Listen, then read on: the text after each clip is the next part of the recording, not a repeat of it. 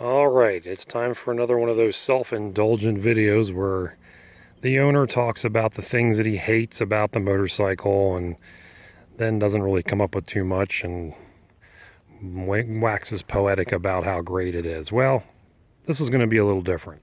I'm going to continue my unbiased approach here and give you the actual feelings that I have about this bike after now 1,300 miles of ownership. Just this past weekend I had it out for a nice long ride and got it up to that, and I have some definite likes and dislikes about it, and I thought it was time to share those so that anybody that's potentially going to buy one of these knows what they're getting into. All right, so the first and foremost and the biggest one that I have, my biggest gripe, we're going to do the gripes first, is finding neutral. Now, let me qualify that by saying this is mostly when you're coming up to a stop and want to go down into neutral as you're approaching a stop sign or something like that. What it likes to do is it likes to skip from second all the way down to first and completely ignore the fact that there's a neutral in the transmission someplace. If you try to bring it up into neutral from first, particularly when you're motionless, it's going to go back into second. And then you got to kind of feather it back down where you can find neutral. It doesn't happen all the time, but it happens frequently enough that it's definitely worth talking about, and it's definitely annoying. The other bad part is that the bike has both a light for neutral and an indicator.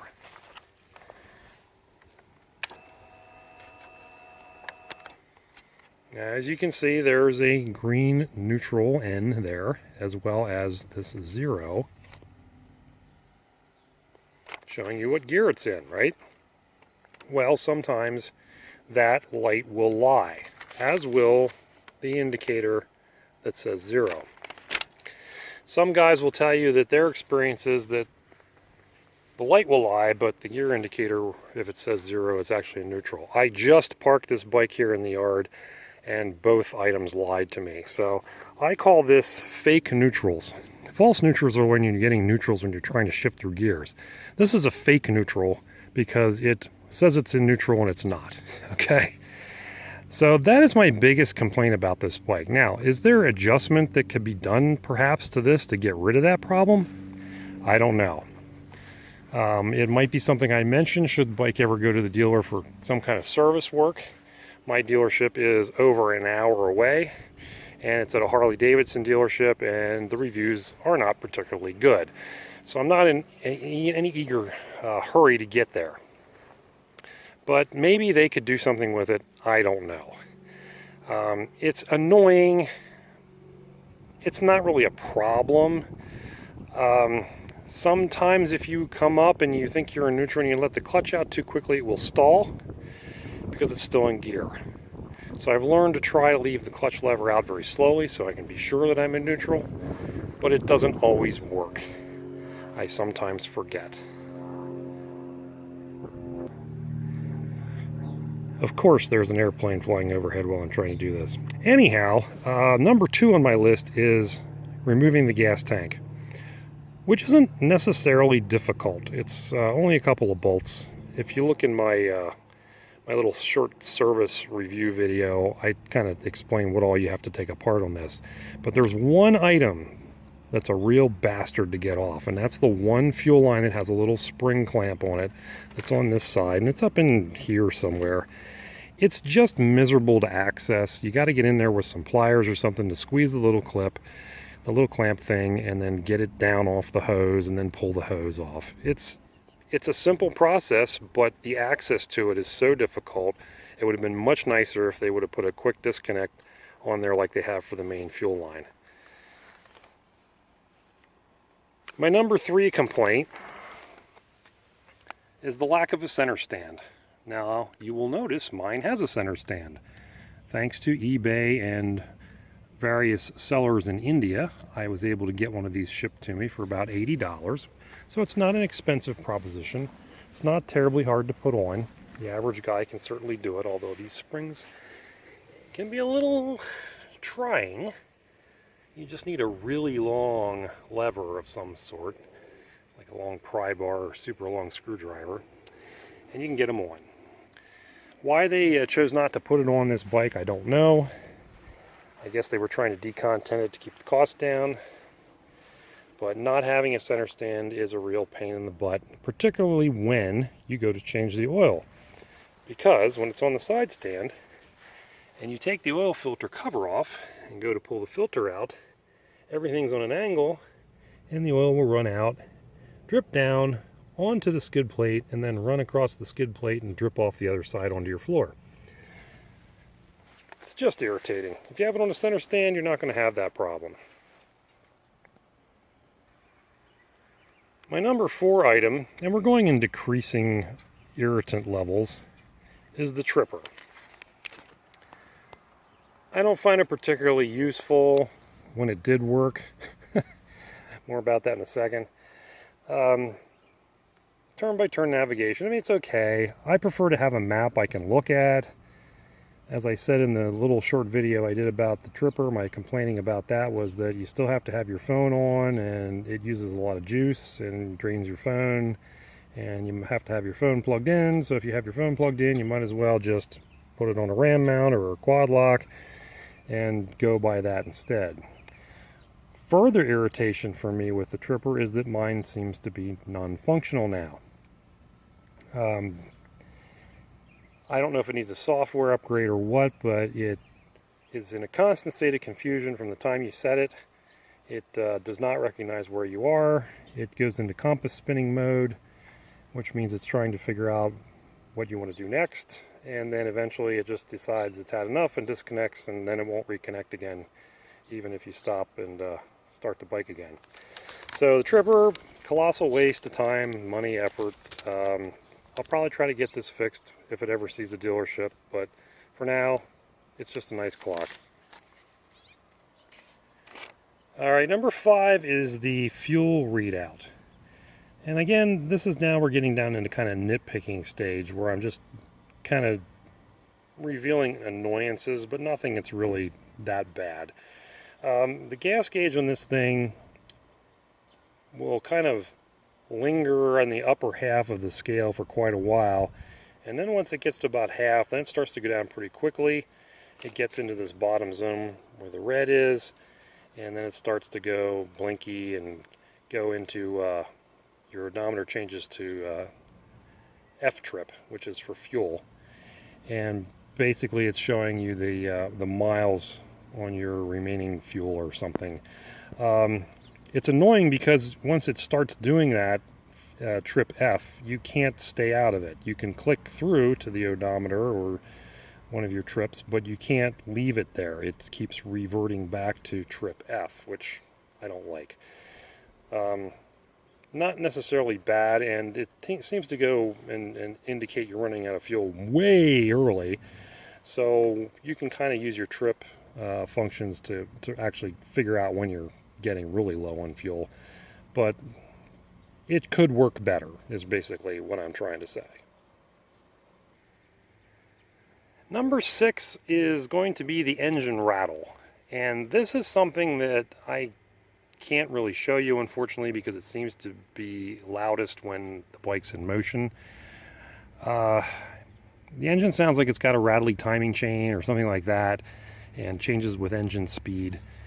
And there's a lot of owners that have talked about this, and ultimately it's nothing to worry about. It's something internal in the engine that it might be the balance system, or we don't really know what causes it, but it does sound like there's something bad happening. It's not very loud, but it's a metallic noise that you just think shouldn't be there, and it is. So I don't know what it is. Nobody seems to have been able to really definitively figure it out, but ultimately it's not worth worrying about. My number 7 nitpick, and it really is getting into the nitpick, this portion of the video, is the throttle slack. This has, to me, a lot of play from dead rest up to the point where the throttle actually seems to be doing something. Alright, and the last nitpicky little item is going to be the seat. Now, seats are truly personal and subjective, and Everybody wants something a little bit different when it comes to seats, and I understand that. It's not a bad seat, but I wish manufacturers would get away from these sculpted seats with the stadiumer seating for the pillion and just give us freaking flat bench seats like we used to have. This thing, being the way that it is, wants to, it curves down, so it wants to push you towards the front, and it's not completely level. And it could be a little wider because, you're getting close into here with your legs and that kind of thing. So there's definitely room for improvement there. It's not bad. I don't hate it. It's not painful, but it could be better. But that's pretty much every motorcycle seat, so maybe that nitpick isn't even worth mentioning. All right, enough of the negativity. So positives, there's plenty of those as well. The engine, let's start with that. These are in no particular order, by the way, because they're all kind of equal to me. The engine is just great. It's surprisingly torquey for the size that it is. It has a cheerfulness that's hard to define. It's kind of like having a little happy puppy dog kind of powering your motorcycle, and that it's eager, but yet it's not too much at all. It's not a motor with power that you constantly wish you had more. It's adequate while not being, how do I even say it? You don't curse its lack of power while you're riding it. You feel like you have just enough. And that's the key thing with this. And it makes it fun because of that reason. Particularly after break-in. This particular engine, after about 500 or so miles, really you could feel it loosen up, and it was much happier and more willing to go. And since that time, it's been a lot more fun. So if you ride one of these with under 500, under 600 miles on it as a test ride, and you go, ugh, that's kind of dead, trust me, it does get better. Obviously, the fuel economy on this is very good. I haven't actually done a calculation on mine yet, but they return between 60 and 70 miles to the gallon. Seems to be the regular wisdom. The fuel mapping on this also I want to give a shout out to, because a lot of bikes have very snatchy throttles on off the application, and this one is not. It's very progressive, very nice, no surprises at all, and just works really as it should. It's really much like piloting a carbureted motorcycle, if you can believe it. Weight management and the seat height both kind of go concert together. The weight isn't as tall and tippy and high up as it is on a KLR, which I've also owned. It is a little heavy, and if you watch my video on picking it up, you'll see it doesn't just, pick up. You gotta work at it a little bit. But it's a very nice, low, manageable weight. It's very easy to move around the garage compared to a lot of my other bikes. It does have a fuel gauge, which I mark as a plus, because a couple of the other bikes I have been looking at in anticipation of maybe buying something else don't even have fuel gauges. Indian Scout, I'm looking at you. So it's nice to have that. The build quality for the price is actually pretty remarkable. And I know a lot of people will go, oh, Indian motorcycles are cheap, they're like Chinese motorcycles and all that. No, they're not. They're actually better than a Chinese motorcycle, at least the ones I've looked at, with the exception maybe being CF Moto. But the build quality on these is perfectly fine. Yeah, the welds aren't sexy, I get it. But the paint finish is good, the fit and finish is okay. I mean, if you're not complaining about it, I think it's adequate. Is it as nice as a Triumph? Hell no. But then it didn't cost as much as a Triumph, which will run you about twice as much. And finally, my other big attribute on this bike is the off-road prowess. This is, as I said in one of my other videos, it is a Himalayan. Just because it's called a Scram and has, a different headlight and looks sportier doesn't make it any less capable off-road. This is an off-road motorcycle. It does a great job on trails and fire roads. Would I want to ride it a lot on single track? Probably not. But any kind of road? Sure. It's perfectly fine for that. In fact, it's exceptional at it. It does exactly what I was hoping it would do, and that is to take me out and show me a good time in the woods, being able to explore the fire roads and go a little bit deeper in the forest than I would with one of my big bikes. It's perfectly fine for that. You have to accept the fact that it's not a little 250 trail bike, but it's not intended to be, because it's much more comfortable on the road than those little trail bikes are too. So I give it high marks for the off-road prowess. Alright, so lastly, 3 items that I consider neither pluses nor minuses. They just are things that are. It is a bike that is, number 1, glad to be off the highway after you've been on the highway, but it's capable of being on the highway. What I mean by that is the bike is okay to ride on the highway, but it's not something that you want to do for long periods of time. If you have to get on the highway and ride for 20 minutes or something to get to some more interesting roads, you're not going to be cursing your existence for having bought a Royal Enfield 411 while you get to where you want to be. It'll do the job. It'll do it without a lot of fuss. It'll do it without a lot of pain on your part. But it's not something that you're probably going to enjoy or want to do often. It's not a bike you want to ride for hours on end on the interstate.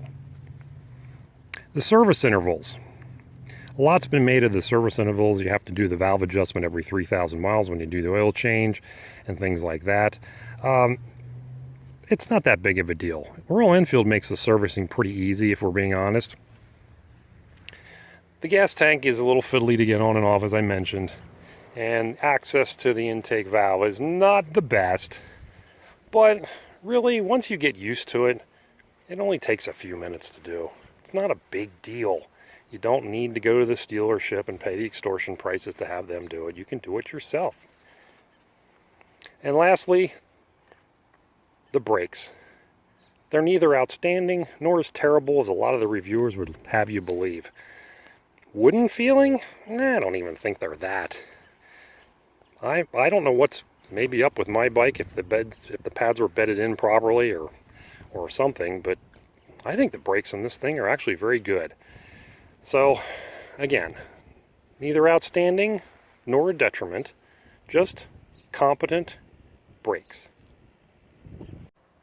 Alright, that's going to do it for this episode of the Royal Enfield Himalayan Scram 411 Chronicles. I hope this was helpful to you. If it was, please leave a comment. If it wasn't, please leave a comment. I like constructive criticism, positive or negative. As always, I thank you for watching. If you want to see more Scram videos, please check out my playlist and or subscribe, hit the bell, you know, all that stuff you're supposed to do. We do appreciate it as content creators. And I look forward to seeing you again soon. Take care.